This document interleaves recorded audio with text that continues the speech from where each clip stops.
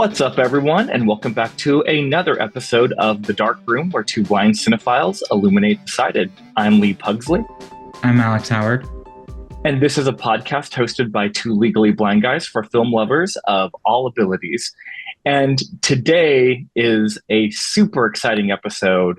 We have a very special guest, and I can't wait to dive into it. Alex, I'll go ahead and let you introduce our guest for this episode. Yeah, so today we have Dr. Joel Snyder. He is the pioneer of audio description. He's been around audio description since pretty much its inception. He's done guest speaking and talks in various countries and has also done a few audio description tracks himself, including Night of the Living Dead and Stephen King's The Shining. Welcome, Joel. Thank you, Alex. Thank you. Makes me sound like a specialist in horror movies or something. That's true. That's true. I did the description for the original Nosferatu, not the one that came out recently. That's true. And I just actually watched that. I bookmarked that in my head, and then we were just talking about The Shining, so I went to that first. But yeah, the Night of the Living. In fact, there was the company Vitac is the nation's largest captioning company, and I do a lot of work with them. And we decided to offer a Halloween gift to the world. We developed, they did the captions, of course, and I developed the audio description for horror-related films and just put them out there on YouTube so people could access them. It was Night of the Living Dead, Nosferatu, Carnival of Souls, which is not nearly as well known. And the fourth one, this is sort of fun, is a Popeye cartoon that was, the title for it was Right to the Finish. And excuse my puppy dog there. He gets excited when he hears about Popeye cartoons, I guess. I don't know. But Right to the Finish. It's just like a 7-minute Popeye cartoon that has to do with Halloween, and Popeye and Bluto are trying to outdo themselves with scaring each other, that kind of thing. So, but they're freely available on YouTube. So yeah, I own the Criterion of Night of the Living Dead. So what I do is I put in the Blu-ray, and then I have the YouTube on my phone, and I match up that way. Cool. and watch it that way. Yeah. Yeah. Cool. Absolutely. So it sounds a little bit like what you described does. Spectrum the website. Yeah. Well, Spectrum Access is the app, but no, You Describe, youdescribe.org is a site that was developed by Josh Mealy, who I just saw Josh yesterday at CSUN, at the CSUN conference. Josh is totally blind scientist. He works at Amazon now. But I first got to know Josh about 15 years ago when he developed You Describe, which allows people to upload to a site YouTube videos and then upload to those YouTube videos a description track that just anybody can create, and then match them together and make them available, because obviously everybody knows there are millions of YouTube videos, and they're not all going to be professionally described. So this allows someone to sort of do fan description. There's a whole group out there in the world of fan subs that do subtitles for videos and films that they just love. They just do it as amateurs and just because they love adding subtitles, and there are people that do that with description as well. Yeah, I think our editor Jamie does that with his There you go. videos and stuff. There you go. Sure. But I know you've been around audio description since its inception, pretty much. Yeah. So we were wondering if you could give us how you got into audio description, and then kind of your history with AD and all of that. Sure. Oh, sure. Well, thank you, Alex and Lee. Absolutely. Yeah, audio description, description, I should say, the act of using language to tell someone about the visual elements of something that they were at, that's been around since prehistoric times, right? One caveman saying to the other, look out, Og, there's a mastodon coming from the left. That's description. Og wasn't blind, but he was looking the wrong way, And then I have a whole chapter in my book on the history of audio description. You can trace it in a little bit more formal sense I mean, everybody does description, hey, let me tell you what I was at last night, that kind of thing. In a little bit more formal sense, in Greek times, there was a form of poetry called ekphrasis, ekphrasis,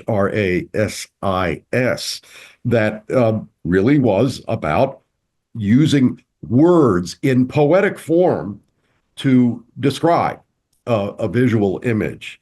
And in my book, I quote Homer's description of an Achilles sword that's in the Iliad, and that was a form of ekphrasis. Description is got a marvelous history to it, but more recently, when I teach description, I sometimes hearken back to the mayor of New York City in 1940s. Some people will know Fiorello LaGuardia. He was the mayor of New York, and New York's LaGuardia Airport is named for him. He was a very savvy and very popular mayor in the 1940s. And not only was he popular, he was very short too. He was 5'2". But he was a much beloved mayor. And during his tenure, there was a newspaper strike in the 1940s. Now, think about that. Of course, there was no internet, there was no television. There was there was radio and newspapers. That's how you got your information. And he didn't take the side of the publishers. He didn't take the side of the newspaper workers. He took the side of the people of New York City. And he said, this is going on. What are the people missing? Well, what's the first thing you turn to on Sunday in the newspaper? It's the comics. So he went on WNYC radio every Sunday and read the comics to the people of New York City. And of course, very quickly realized, oh, I need to describe the images. And I actually have recordings of Mayor LaGuardia describing the images, because you can't just read the words of the comics. I cite that because in a way, that's how I started with description in the 1970s. I was a volunteer reader for the Metropolitan Washington Ear here in Washington, D.C., a radio reading service. And there still are, probably maybe at least a dozen of them around the country. And my assignment for 10 years was reading the Washington Post on Sundays. So, there was no such thing as an audio describer, but golly, you're reading the newspaper. There are pictures, there are illustrations, there are the comics. And I would Sundays read the comics and describe them, not even knowing that what I was doing is what would become audio description. But in 1980, the founder of the Washington Ear, a blind woman, Dr. Margaret Pfanstiel, and a blind fellow who worked at the Department of Education, Chet Avery, were both on a committee on accessibility at Arena Stage here in Washington. And think about that, 1980, theaters weren't doing accessibility committees. It just wasn't a thing. But Arena did. And one meeting, they were excited to talk about the installation of an assisted listening system to boost sound of the theater productions for folks who have some hearing loss or are hard of hearing, as they say. Gee, what a wonderful thing. Nowadays, that's everywhere. It's ubiquitous. People, every movie theater has a system for boosting sound. But that was brand new in 1980. And Margaret Pfanstiel and Chet Avery were both on this committee. Now, they're blind, so they heard about this system and thought, that's great. That's a wonderful thing. I wonder if it could be used to help people who don't see the images of the theatrical productions, because if it's just a microphone on stage and the sound is being amplified, couldn't someone, hold another microphone, another channel of the system off stage and describe action primarily? It may be in the pauses between bits and pieces of dialogue or critical sound elements. And the house manager at Arena Stage, Wayne White, great guy. I knew Wayne back in the 80s. He thought about it and thought, well, yeah, it's a 2-channel system. We could try it. I guess we could do that, but who would do the describing?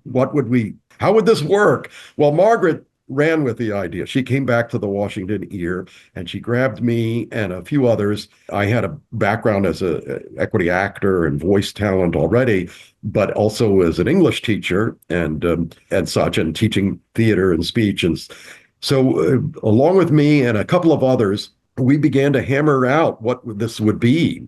We called it audio description. And how would we do this? What would be the basic best practices or rules or guidelines? We hammered all of that out. And in 1981, the first ever audio described theatrical production in a formal sense was done at Arena Stage, Major Barbara. And then I didn't do Major Barbara, but I did several others that year at Arena. And it was only a few years later when we did the pilot for WGBH, because they'd heard about what we were doing and thought, oh, we know how we could get this happening for public broadcasting using a secondary audio program that was rarely used. It was there for Spanish translation. So that's what was used for audio description at the very first. The only other thing I'll add, because I'm going on here, but in the 70s, I don't want to forget about a great guy, the late Gregory Fraser in San Francisco, who did a master's thesis on audio description, really. It was the first published written work, literature on audio description. His master's thesis was called an all audio adaptation of the autobiography of Miss Jane Pittman, which was a great movie, you may recall, with Cecily Tyson. He had been at home with a blind friend. They were going to spend the afternoon watching High Noon, the old Gary Cooper film. And Gregory was describing as it went along. And the two of them thought, well, this is fine, but wouldn't it be neat if there was a recorded track or something? And, friends didn't have to do description for their friends, which that's been going on for millennia, of course. So Gregory thought about that and did up a master's thesis. So he's the first person to kind of define the art and act of audio description. But he later developed a formal service called Audio Vision in San Francisco, but that wasn't till mid-'80s after we did it in Washington. Audio Vision still exists, doing description for theater in San Francisco, and the Washington still has an audio description program here in the DC area as well. So there you go. That's kind of an extended fingernail sketch of the history of description. No, that's great. And I know you mentioned the secondary audio program. Yes. SAP, yeah. Yeah, I know you mentioned the SAP channels, and I know that they still use that today. I think DVW is using it for SNL this year. Yeah, no, absolutely. I guess I'll say unfortunate is that for, 10 years now in the United States, at least, we've had digital programming. The SAP channel was done for analog television broadcasts. Technique or methodology is still used today, but because digital programming enables that there is the possibility of including up to I think a dozen or 16 separate audio tracks. Back in the day was just the one. So you either had Spanish translation or you had audio description. And even today, sometimes on weekends, football games, sports events will have Spanish translation, and you can't get description then on broadcast television. So I still am hoping that at some point that will be regularly available, more audio channels, so you could hear Spanish translation, you could hear Spanish audio description, you could hear English audio description, you could hear audio description in other languages and such. You could hear different forms of audio description. You could hear it done by one company and then hear the same broadcast, hear it done by another company. And some people like a lot of talking in the description. Some people are more minimalist, etc. So that maybe is something on the horizon. Yeah, I think that the history of description is really fascinating because, audio description as a formal conceit has been around, since the 1980s. But it's interesting to think about the idea of description of someone describing visual elements to other people. Yeah. Obviously, that's been around since the beginning of time, like you said, but it's just something that we don't always, think about in that way of oh no, description itself is not a new thing. The formal audio description track, that's, a newer thing in the last few decades. That's right. And then the other thing that's really interesting to me that I guess I thought it was the other way around was that audio description started in live performance That's And I right. always thought that it started in film first, and then live performances were like, why don't we adapt that? But Oh, right. It actually worked that way with museums. It was in live performance and then it was on television, VHS tapes, remember them? And and then museums ultimately picked up on it. But it was live performance. It was even on audio cassettes for a time. In fact, that's something I'm still trying to convince film producers to allow their work, the audio tracks of their work, to be paired with audio description and release it as an audio file. And then you would have a filmic version of an audiobook, an audio film, if you will. It was tried in Canada back in the 90s on audio cassettes, if you can believe it, for public domain films. And when I broached this, and in fact, even companies like Amazon, as you know, owns Audible. Amazon produces all kinds of streaming films. Golly, and they own Audible. Wouldn't that be a perfect match? But there are all kinds of legal issues that get tied up in lifting the audio track from one thing and pairing it with audio description. The contracts with the actors and musicians and such just don't include that possibility. And ultimately, again, there's another thing for the future. I would love to see that happen because that's something that could really popularize audio description among sighted people. They could use audio description when they're on a long car ride or they're at the gym or whatever, that kind of thing. Audio description is not just for blind people. It's for folks on the autism spectrum. It's for folks with ADHD, folks learning a new language, and for sighted people who, of course, see, but they don't observe. They don't really notice.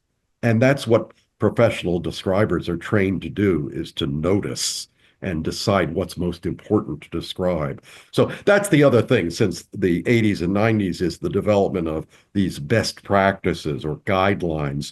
And my book essentially was a compilation of a study of guidelines that existed in about 5 countries, very much the same, really, and kind of putting it out there in very plain language for everybody to use and learn about and hopefully make their description more effective by following certain best practices. yeah, and on that note, that actually brings up another question that I was curious about. So, since the 80s, when audio description became more of a formal practice, what kind of phases or changes, I guess, how has the trajectory of it been through the decades? Like, were there different phases where it's like, okay, here's the live performance phase. Now it Yeah. shifted to this next phase, to this next phase. I guess the trajectory since the 80s of how the landscape of audio description has changed. That's a great question, actually, and an important one, really, because as I say, in 1981, we began doing it with performing arts in the Washington, D.C. area. And we actually we knew, oh, this would be great for television. And we tried to do it as a small entity in the DC area. We thought, well, the radio reading service is broadcast on a subcarrier of an FM radio station, WETA here in Washington, DC. What if we tried to time it so that, say right at 2 o'clock, people would know this is when a film comes on television. And right at 2 o'clock, we would then play the audio description track and could they be married and work? And of course, we were pioneering audio description, but we weren't the most savvy television engineers. That just doesn't work. The latency between the signals and other various other issues complicated that. But our experiment was heard about by Dr. Barry Cronin, who was at WGBH in Boston. And he thought, oh, here's the way to do it. He knew about this secondary audio program channel. And so he came to us and said, we know about SAP, we know about television broadcasts, we don't know about description. He asked us at the Washington Ear to pilot audio description for television broadcasts. And that was in 1985. So that was kind of the next era. I actually wrote and voiced 3 of the very first audio described television broadcasts. This was all under American Playhouse, the old PBS series.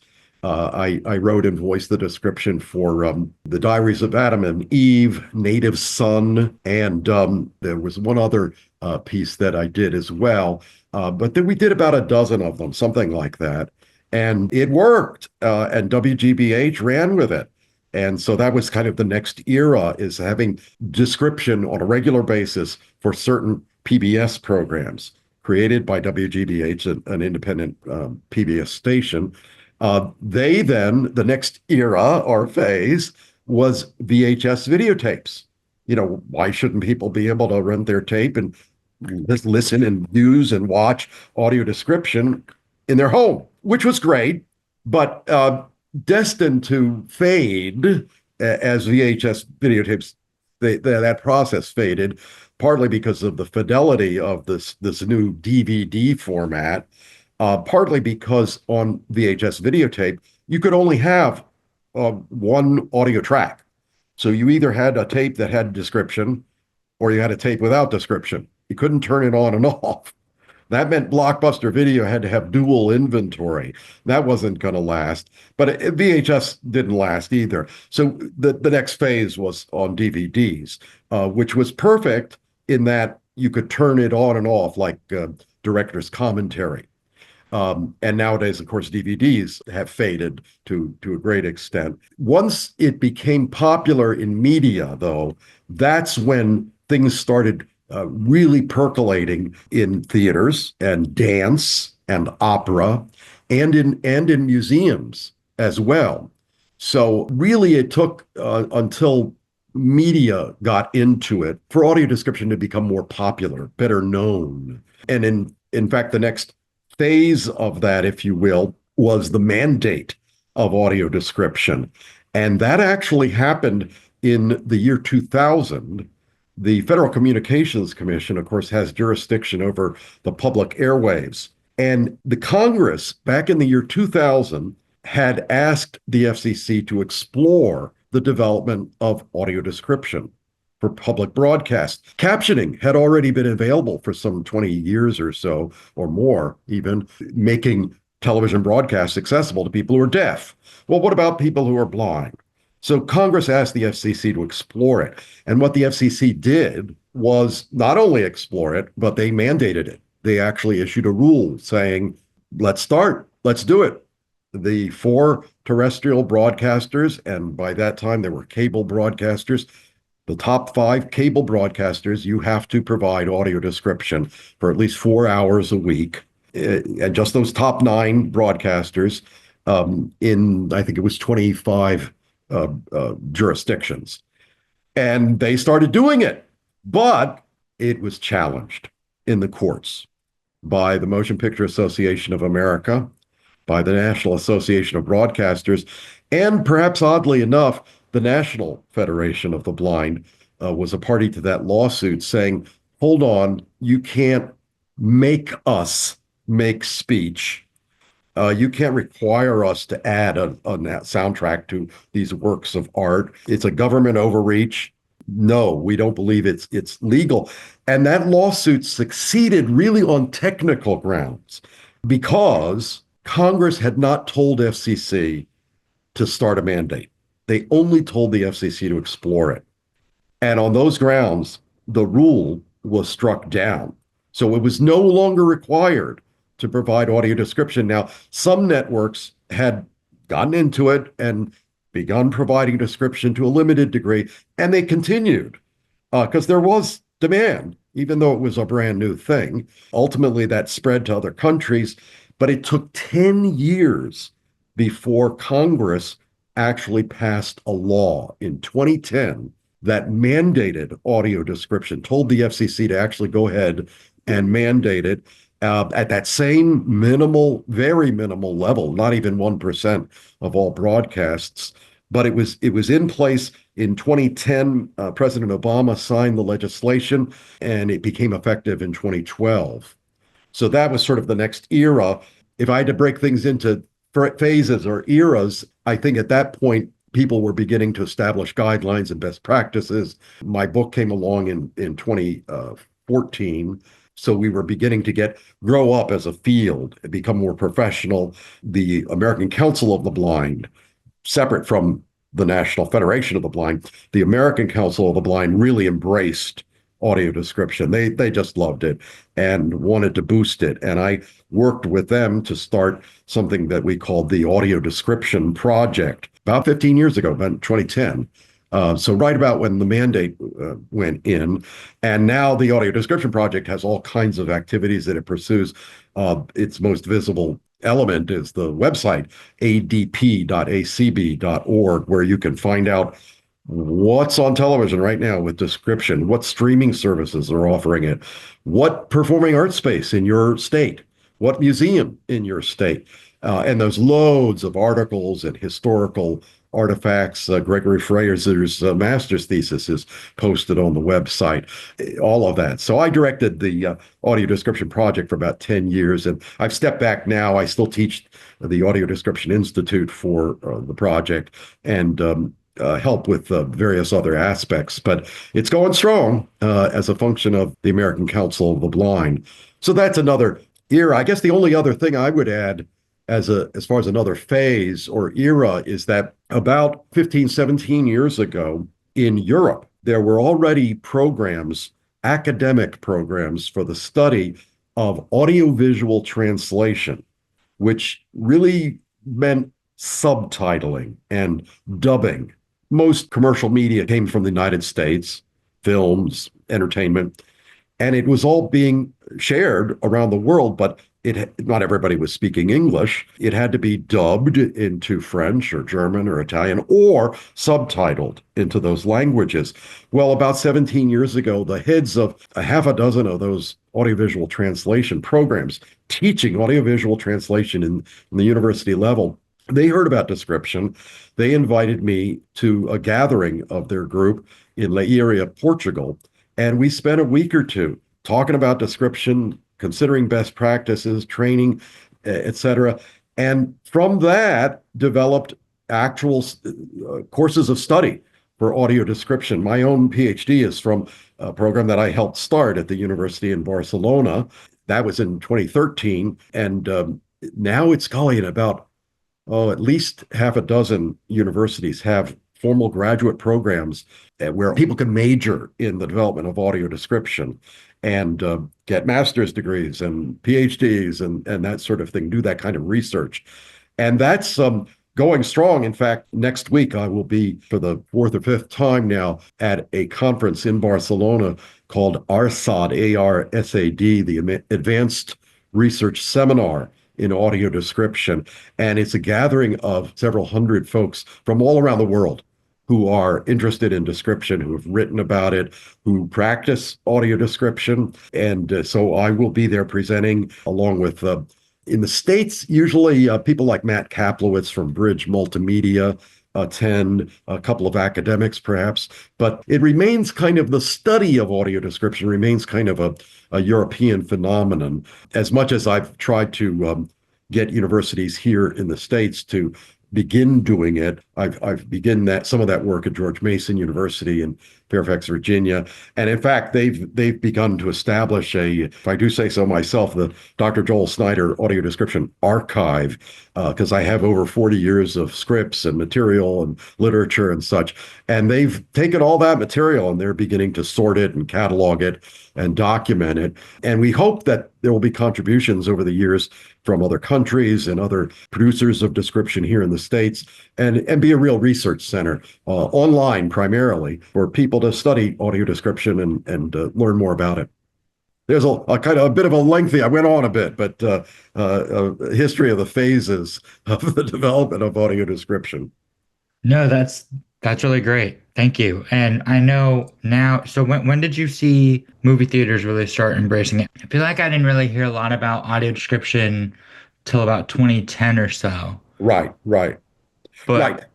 You're right. Movie theaters, that's another phase, really, that I skipped over. I'm trying to think of the first movie in a feature film broadcast screened, I should say, with description, was in the 90s. It was The Jackal in Los Angeles, but it was kind of like a one-off type thing. Was that But one live description or was it well, it was recorded?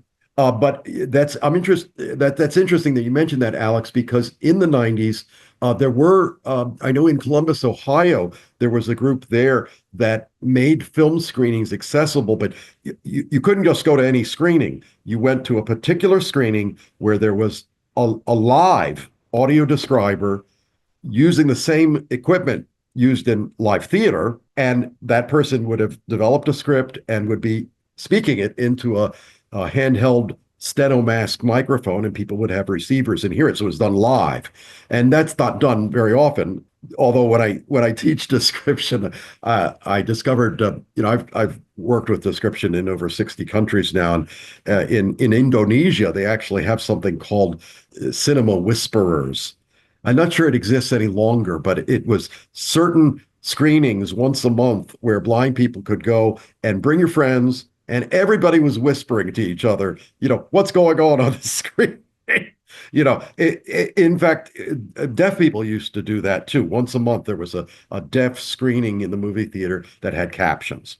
Well, now every feature film just about every feature film comes with an audio description track because, and I want to say in the early 2000s, I'd have to pin that date down, but there was a lawsuit brought by an individual, I guess a movie theater, saying, "Hey, I'm not a person who uses a wheelchair. I can get into the movie theater."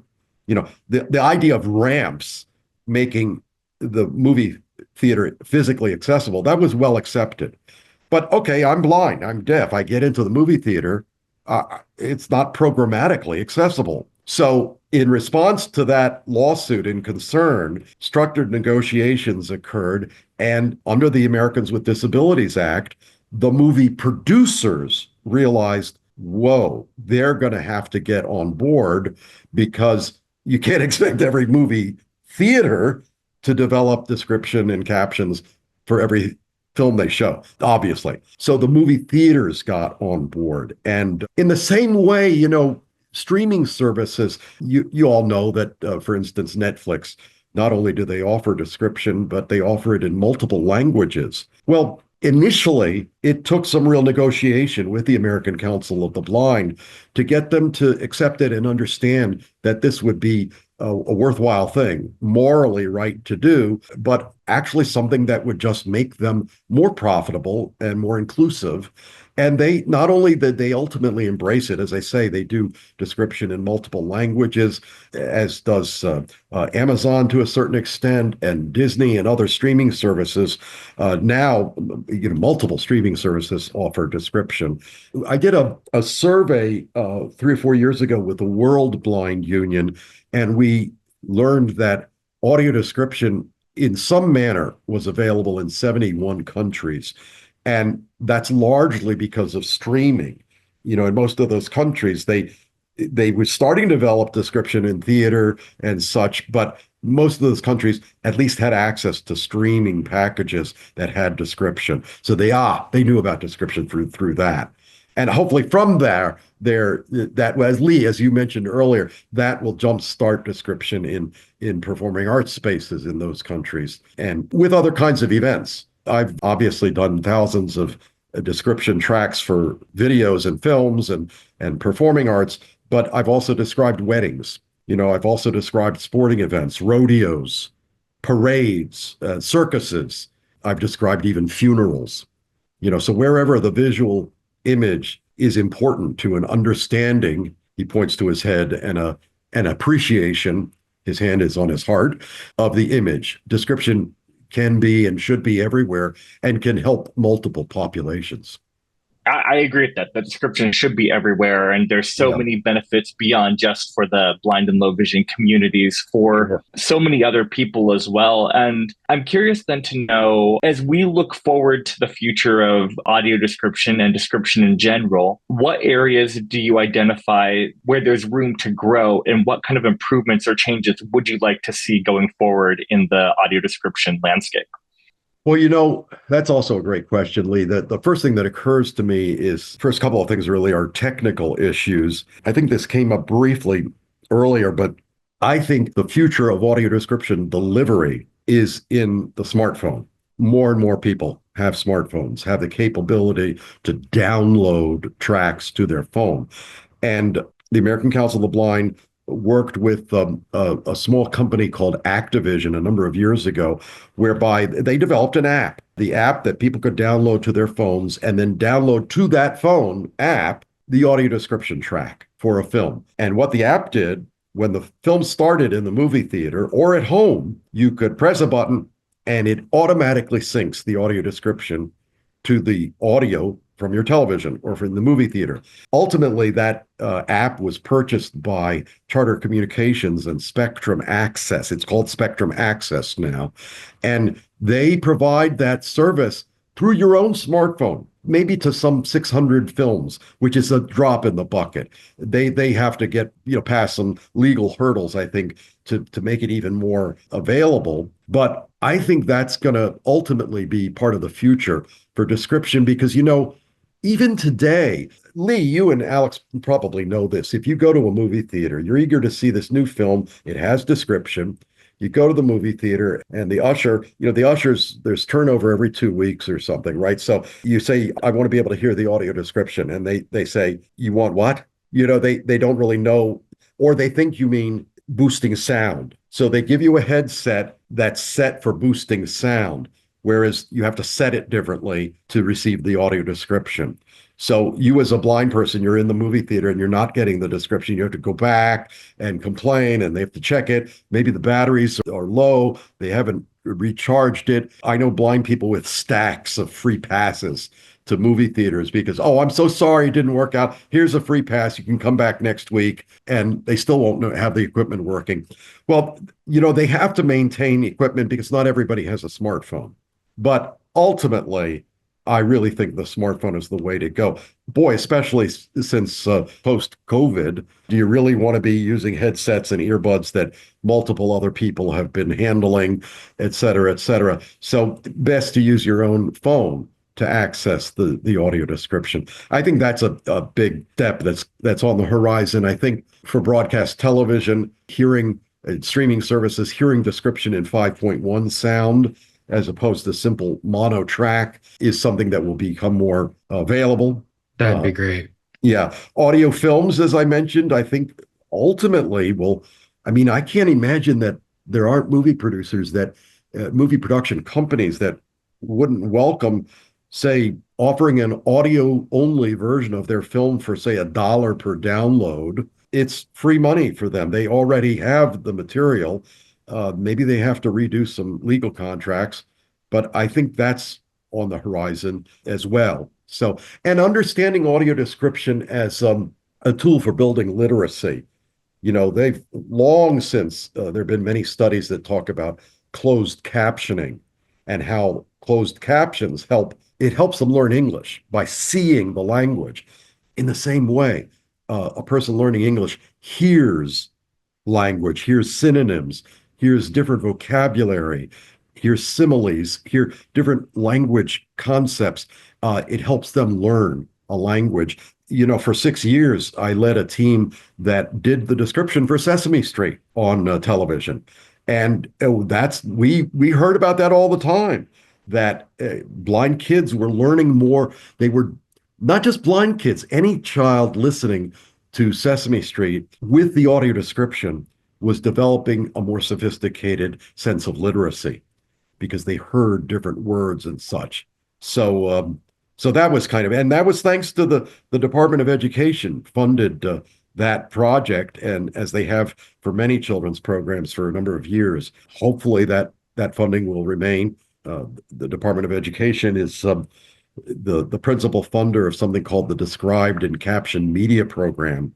And they produce captions and description for thousands of children's videos, educational videos, and hopefully that program will stay in place. That's really interesting. And like you were saying about movie theaters, yeah, Lee and I go to the theater all the time, and I think they've changed a lot of the devices now where it's all in one with audio enhancement and audio description. Yeah, they are. That's right. But it's two different audio channels, so you have to switch, and sometimes they don't switch it, and so you have to know that and switch it Yeah. yourself. Or yeah, Yeah. But I mean, you're right. Like Lee and I, we've kind of trained the theaters we go to really well. So Right. they know how to do it, but and we know nationwide, like it's not, right, we're pretty fortunate over here to have them on top right. of it because we go multiple times a week. You guys are cinephiles, and they know. Oh, here comes Alex. Here comes Lee. Okay, Exactly. get the Yeah. audio. We know what that's about. Get the audio description. Yep. Yep. And we've always thought Right. too, we've had conversations about this, about the smartphone idea that, it does seem like that's the most practical and most efficient solution to audio Aha. description tracks, makes sense. Yeah. Yeah, I think so. It's just there's some legal hurdles, I think, that have to be challenged, dealt with in some way so that more audio description tracks are available to Spectrum Access. In fact, Spectrum Access is in this country, but there are maybe half a dozen of those apps in other countries, and they're dealing with the same thing. Those audio description tracks are owned by the studios, so they have to be made available by the studios, and that's a whole other legal and technical hurdle. So, Yeah. And I know, like you were saying, like behind me, I have a shelf of movies, and I actually used the audio description project to go through, and I have oh on the yeah, top all my audio described discs, and on the bottom the non-audio described, and I yeah. counted the discs that are available on Spectrum Access. I put them up in the AD Oh, section. cool, cool. Yeah, Yeah. yeah. My understanding last time I talked with my friend Peter, as a blind man who works for Spectrum Access, Peter Kuchiyave, I believe he told me 600 to 800 titles are available.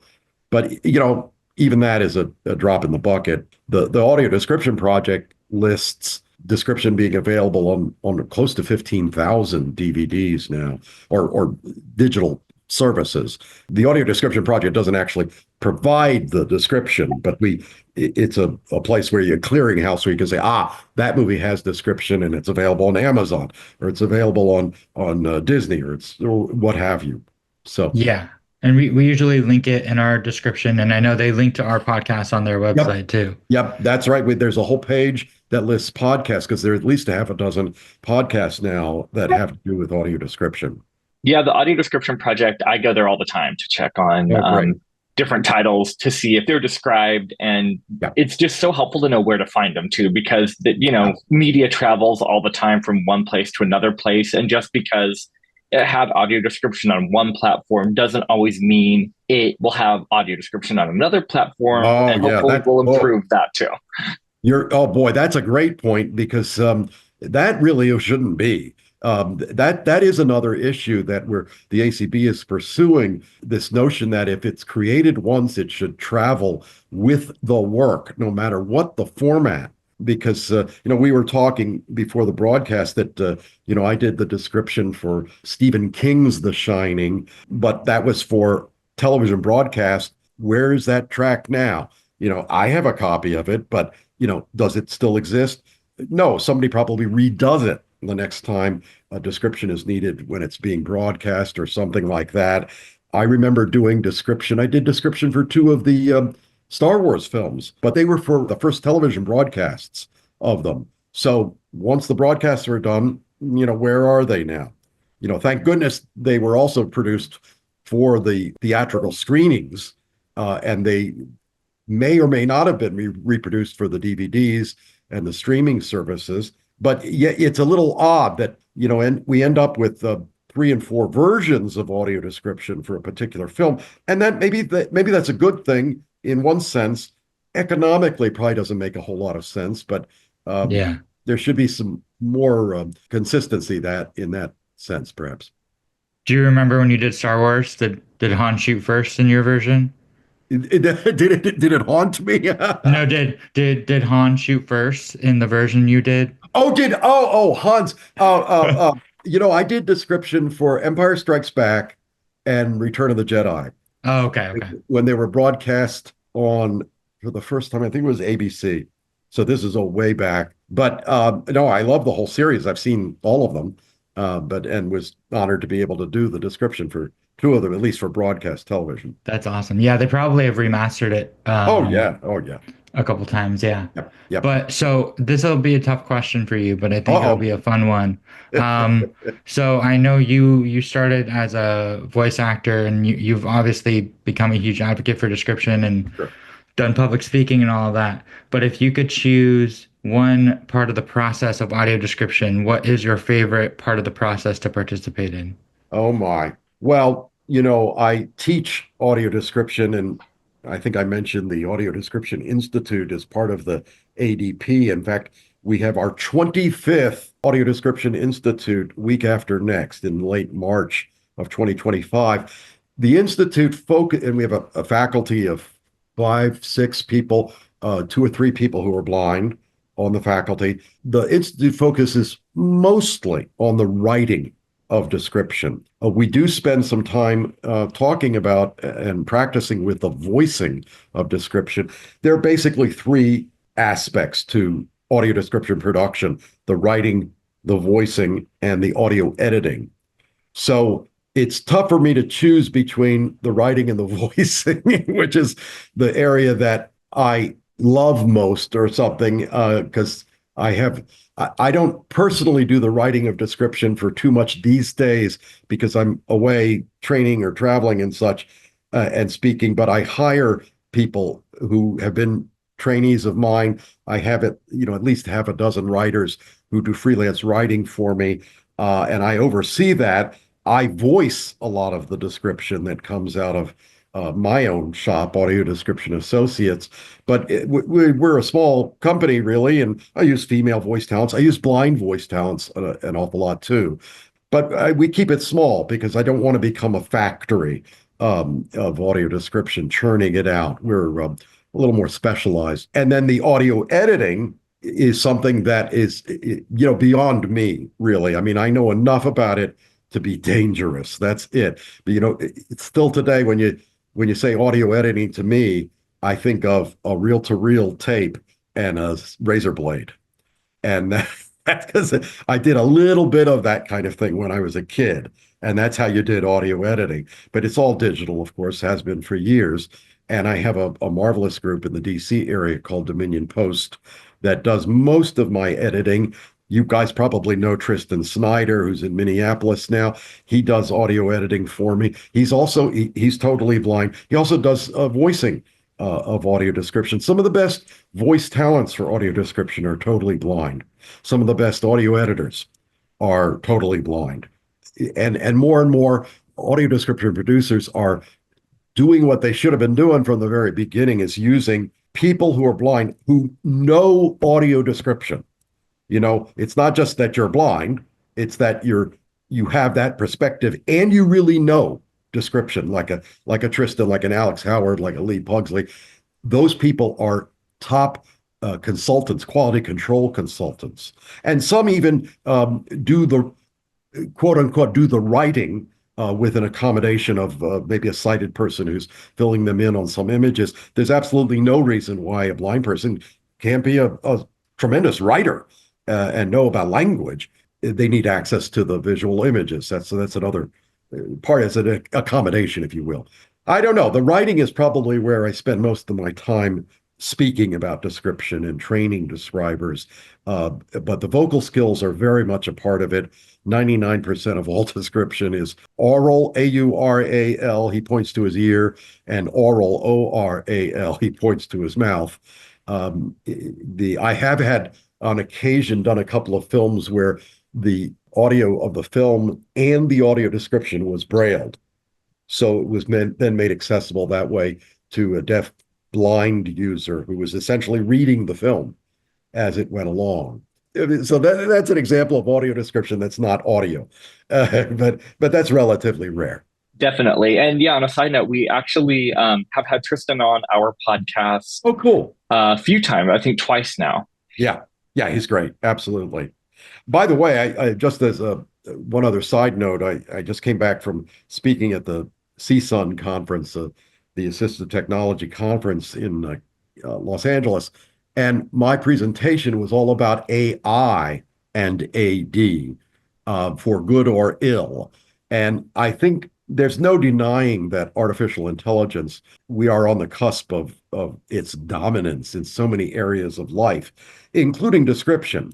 But I don't think we're there yet. I think the algorithms that are being developed to write description, even for a still image, much less a film, moving pictures, the algorithms for that and the algorithms for text to speech, for speech synthesis, have a lot to learn, or they need to be tweaked so that they incorporate best practices. Because when I do this presentation about AI, I do use AI to describe an image. I use AI to voice description, and it just doesn't compare to what a human brings, the nuances and subtleties that a human can bring to the writing and to the voicing of description. It's not a matter of just the voice sounding human. It's taking that human sound and making meaning with it. And that's something that is, I think, still uniquely human. AI is going to get better and better and better, and hopefully with an understanding of those best practices. Yeah, I agree. It is, the nuances make a huge difference. Like you said, AI, can be technically good at creating description, and, probably as the algorithm continues, it'll get there, but still the human touch, Yeah, nothing can recreate that. I think that's right. I think that's right. I mean, we'll, 20 years from now, 5 years from now, whatever, we'll see where we're at and go from there. Exactly. Well, Joel, this has been such a wonderful conversation. Thanks. Alex and I could talk for hours with you Oh, about I know. so many different topics. You and me both. Absolutely. So I think your podcast is great. Thank you. Did you want to plug anything? Oh my goodness. Well, I mentioned the audio description project. Let me make sure that website is out there. It's simply adp.acb.org. Everything you wanted to know about audio description, we're afraid to ask, or something like that. And my book actually was published by the American Council of the Blind in 2014, the Visual Made Verbal Comprehensive Training Manual and Guide to the History and Applications of Audio Description. It's available on Amazon. It's available through the ACB. It's available in 7 languages now. In print, it's available in Braille. It's on Bard. It's available as 2 audiobooks as well from the Library of Congress. So, yeah, that's an easy way to. It's designed to give you a lot of information, and actually, it's aligned with a website that I created, so you could go to the website and actually practice doing description. Oh, that's amazing! There you go. I did not know that. That's really cool. And then I am actually hoping to take your, what do you call it? The Institute? Yes, the Institute. Yes. Oh, that'd be great. Well, we'd welcome you, because we learn from each other. Boy, having you in the Institute would be just wonderful. I think you'd get something out of it, but we all would. Thank you. Absolutely. But yeah, thank you so much for being on the show. Well, you bet. Thank you for having me. Yeah, definitely be sure to check out Joel's book. And if you have any questions or comments for us or about anything that we've discussed today with Joel, feel free to reach out to us at darkroomfilmcast@gmail.com. Once again, that's darkroomfilmcast@gmail.com. And you can also follow us on YouTube and Instagram at darkroomfilmcast. Yeah, and we'd like to thank Matt Lauterbach at All Senses Go for making the transcriptions of this episode possible, as well as BlindCan for helping out with editing. Well, thank you guys so much, and we'll see you back here next time on The Dark Room. Thanks, guys.